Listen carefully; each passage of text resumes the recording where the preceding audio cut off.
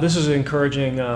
I believe that people are getting tired of living in bad weather cities, and they want to come to a place like Phoenix, the Valley here in Arizona, and expand. Frankly, we need to embrace pro-growth policies that will allow businesses to expand, that will they'll be able to identify Arizona as a place they want to move and create thousands of jobs. We're seeing that already. I think we're going to see that in the coming generations.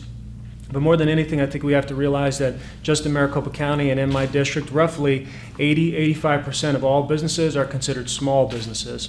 These are folks with less than 100 employees. They're the backbone of our entire economy, certainly in the state. I view that as a good thing, as a great thing. When I consider my job, my role in Washington, I think it's to make their job easier, to allow them to be able to produce, do what they do best, And so how does that happen? What does that look like? Well, first of all, it's siding with them. When you ever faced with a decision and you can side with Wall Street or Main Street, I will always be on the side of Main Street. As a conservative, as somebody who believes in free market principles, that's where I should always stand. That's where I will always stand.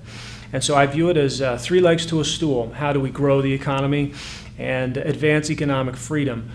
This is not the direction we're going now. And so what does it consist of? Well, three things.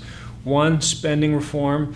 Two, regulation reform. And three, tax reform. Let's start with taxes.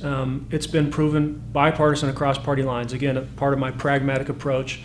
Whether it was Kennedy, Reagan, Clinton in '98, and or George W. Bush in early 2000s, when you cut taxes, you leave people with more of what they rightly earned. It grows our economy. And what happens when that happens? Well, revenues into the federal government actually increase. So it actually kills two birds with one stone. And regulatory reform. Whenever you want to make something more scarce, you make it harder to produce it.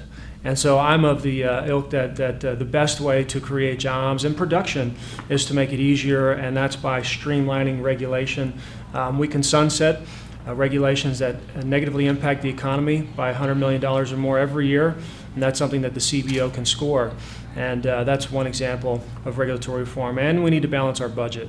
And so spending reform is absolutely a critical part of this. That's why I believe and I support a balanced budget amendment to the Constitution. So those are three very tangible ways that we can help small business owners. But more than that, it's about the workers, right? I mean, it's about the middle-class Arizona families who work at those small businesses, which, again, that's 80 to 85% of the employees in the state.